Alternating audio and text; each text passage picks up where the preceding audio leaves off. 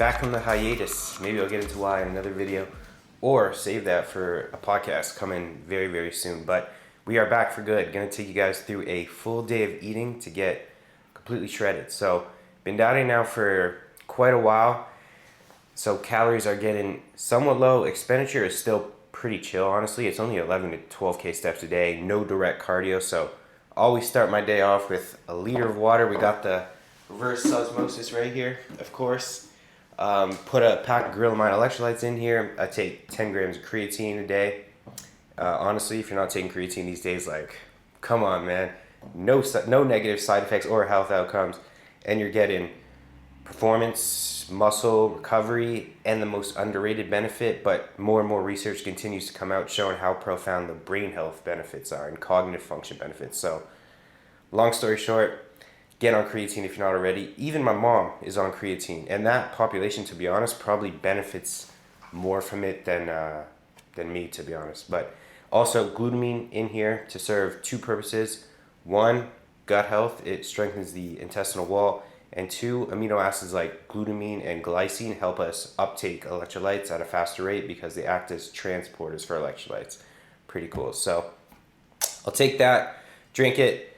Then I'll take my fat loss supplements, which is right now just L-carnitine and ribosine. Then about half an hour later, fasted steps, because those two only work in a fasted state. So while I'm waiting for those, I stretch, usually ice bath first thing in the morning. But we did have some malfunctioning this morning. But yeah, usually the ice bath, get some sun exposure at the same time. I got lucky with my balcony. Sun just hits me right there, which is perfect. Then I'll read while I'm doing some red light therapy, reading The Obstacle is the Way Right Now by Ryan Holiday. Start the day off with some stoicism, and we get going.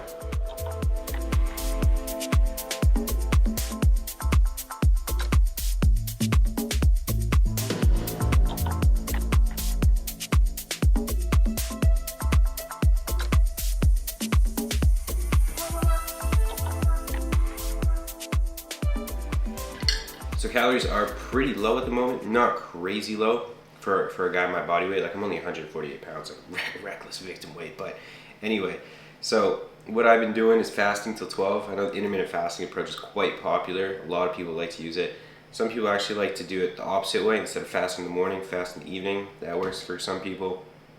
But I find if I fast till 12 and then I eat my first meal, I'm eating every 2.5 hours after that. So it's pretty easy to not be crazy hungry, even though hunger is creeping up there. Now, during this time, to help blunt appetite, I got caffeine. So used to be a daily Starbucks goer. Did a mycotoxin test, came back with some mold toxicity, which is not ideal. So in the process of detoxing from that right now. Avoiding the Starbucks, not to say that Starbucks caused it. I don't want them to sue me or some shit, but not looking too hot. I was looking online. Their quality of their beans aren't so good, so I scratched that. I got my own beans called Danger Coffee.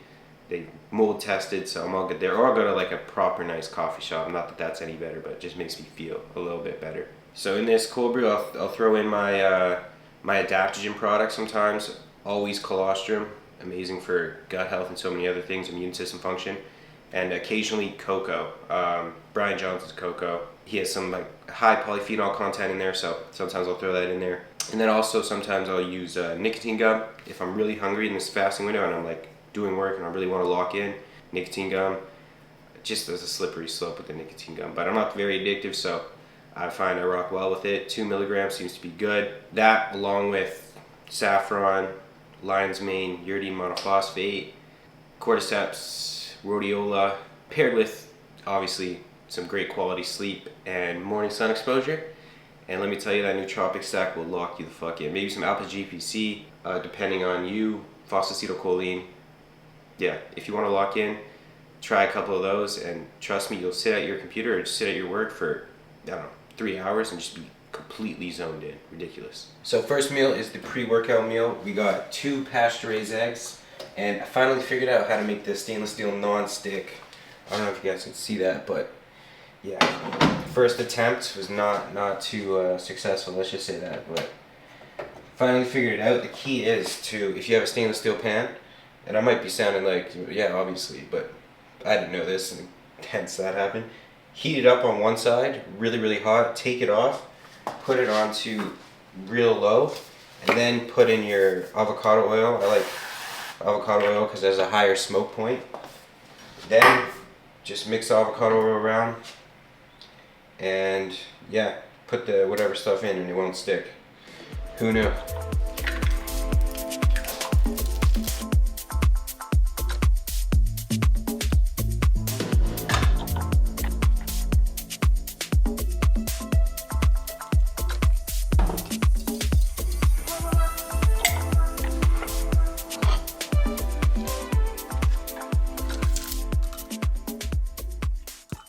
So like I said before, the goal is pretty damn simple right now, just trying to get shredded, single digit body fat for the first time ever, which is pretty damn exciting. I've never looked this good, but I've also never been underneath 12% body fat.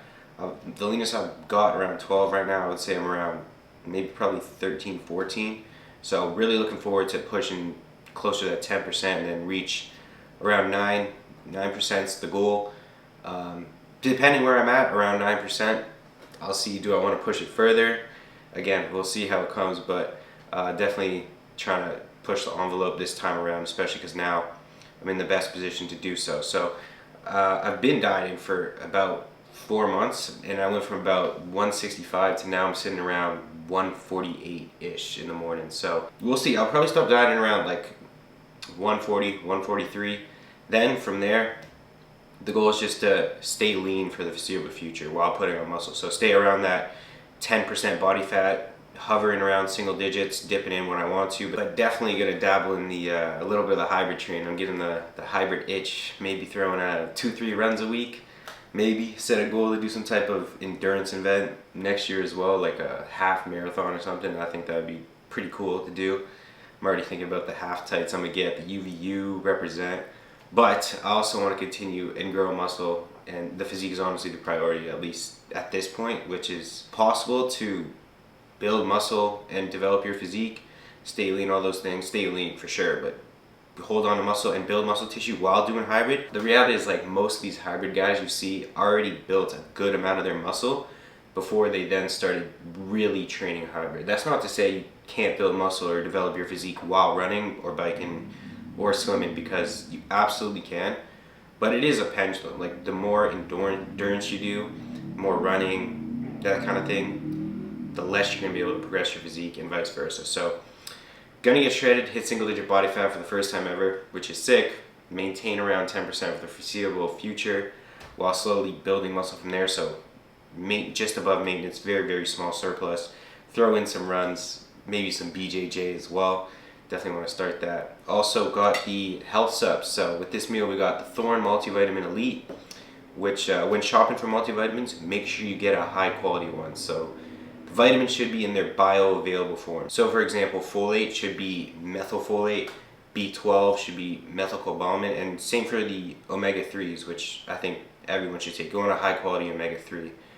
Not just for brain health, inflammation, but also, I mean, if you don't care about that, there's plenty of studies that's showing increases in resting metabolic rate and can even improve muscle growth outcomes. So that's pretty sick. Also have NAC, which is a precursor to glutathione, our body's most potent antioxidant. D3K2, which I'm supplementing 3000 IU based off my blood work. And then taurine, which plays a major role in cellular health, hydration, electrolyte balance, helps reduce oxidative stress and inflammation.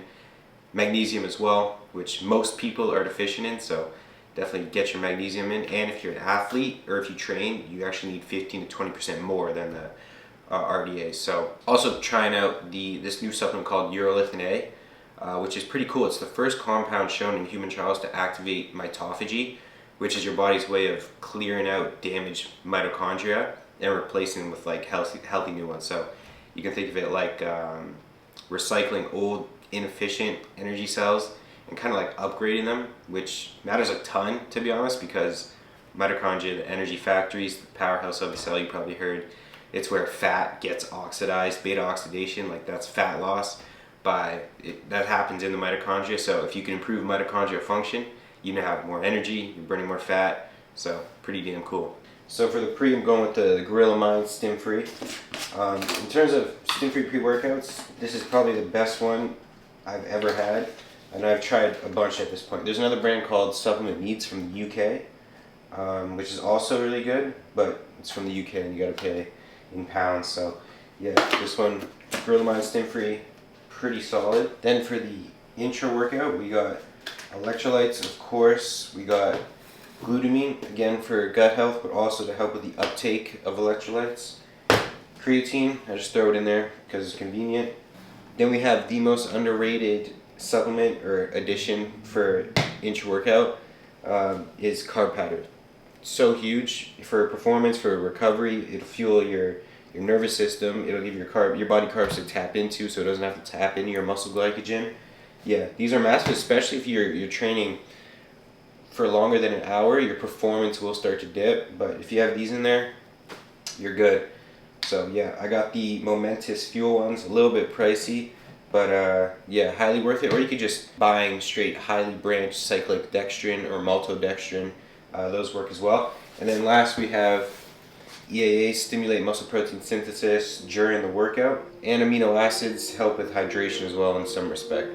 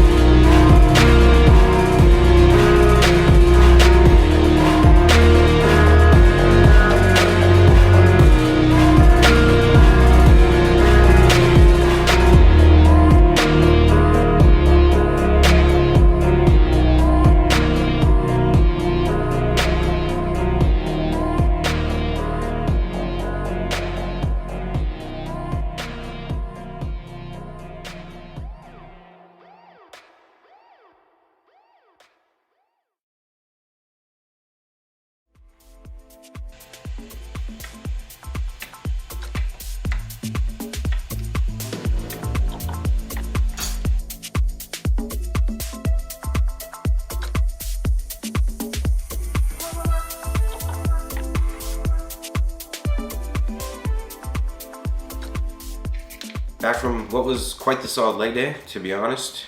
Pretty damn good. Progressed on 3 of my lifts. So post-workout meal is chicken breast, cucumber, olive oil, and then potatoes, which in my opinion, the best carb source when dieting because of how satiating they are. I'll either go regular potatoes or I'll go sweet potatoes. And that does lead me honestly to the importance of variety in your diet.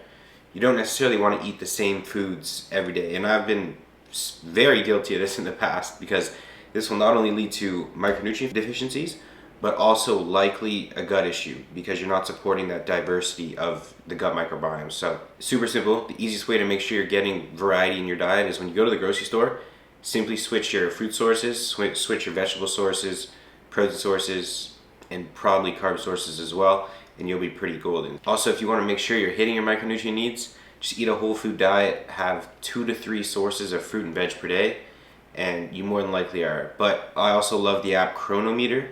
It's what I use when I create my clients' meal plans, and it will tell you your exact micronutrient intake along with electrolyte intake. So you can actually see where you're potentially lacking, and then just simply backfill with a supplement. So it's just a solid way to kind of guarantee you're hitting all the micronutrients, because those are super important.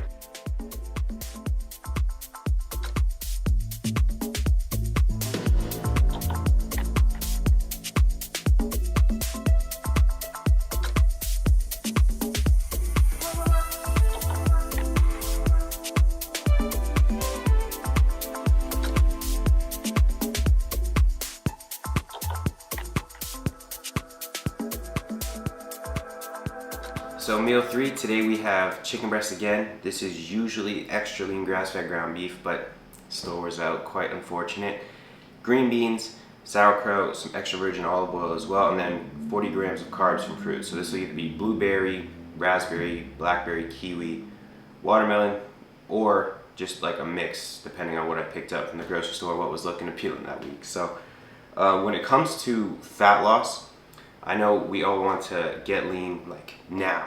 I did for a while, but sometimes spending time working up your calories is required. Not always, but it is more beneficial in almost every single case. So if you have the patience, if you spend time working up calories without gaining any body fat really at all, then you'll be able to have a high calorie set point to diet from. You'll have more muscle, zero diet fatigue, and this will not only make your diet so much easier, because imagine you're eating, let's say, 2,200 calories and you want to diet. Okay, so we're gonna have to go down to at least 1,900 just for your initial deficit. And that's at the start. If you have a lot of fat to lose, like, that leaves you absolutely no room. Now, compare that to someone eating 3,500 calories and they start their diet at 3,000. You won't even feel like you're dieting at that point. Your training won't suffer, you'll be less fatigued, less hungry, and then that leaves you so much more room to then make adjustments as the diet goes on. It'll be so much more enjoyable as well. So if you have a goal to get lean, because this video is full of eating to get lean, and you have the patience to do so, you don't have like a timeline, spend time slowly working up your calorie set point, put in that work now, and then you'll reap the rewards when you start your fat loss phase. Basically like delayed gratification, honestly. With the bonus, during that time you can build a significant amount of muscle tissue while putting on very little body fat if you control your surplus, like 5% surplus, 10% surplus, very, very small. Only increase food when training performance and body weight stalls. And yeah, basically, if you have the patience to do that for the first, let's say, 3 to 6 months, your fat loss phase will be a breeze. But with that said, I get it's about to be summer, and if you're not in shape, you more than likely want to get in shape. So if you haven't spent time consistently building up your calorie intake, you can still get lean. You just have to eat less and do more expenditure like steps or cardio, implement diet breaks and refeeds much more strategically just to manage fatigue. But it can be done. You'll just have to grind a little bit harder. That's pretty much all there is to it.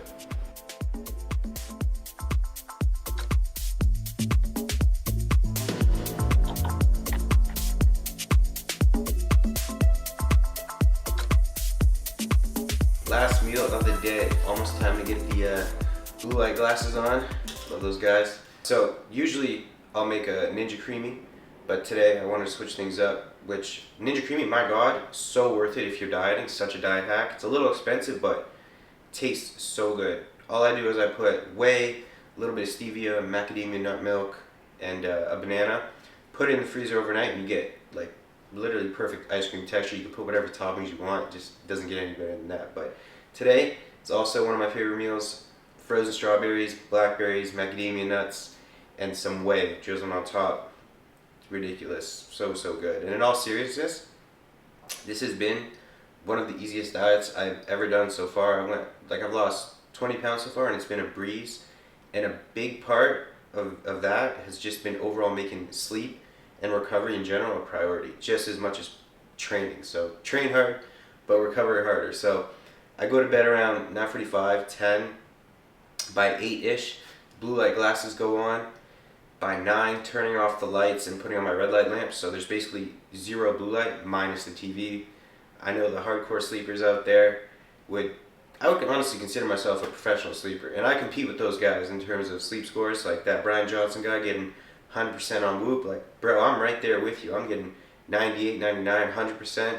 Let's say I get 100% like 3-4 nights out of the week. So yeah, but they don't advocate, like there's a guy, Dr. Matthew Walker, who's the #1 sleep expert in the world. They still say no screens, no TVs, and like to meditate or read or some shit. But I got my blue light glasses on. I got the accessibility feature on my phone where you just tap a button and the screen goes red. That's a complete no-brainer. If you haven't done that already, do that. It's a super simple way to just improve your sleep quality, especially if you're looking at your phone at night. And I haven't really seen any detriment to my sleep, provided I don't watch some scary ass shit that gets me amped up or like wired. So yeah, optimal sleep has definitely been a game changer for my overall fat loss. So is taking care of mitochondrial health, which I'll go more in depth on in another video or maybe my podcast. So looking forward to starting that as well. Anyway, that's a wrap on today's video. Getting shredded for the first time ever, which is super hype. Back from the hiatus. I'll see you in the next one. Appreciate you watching. Peace.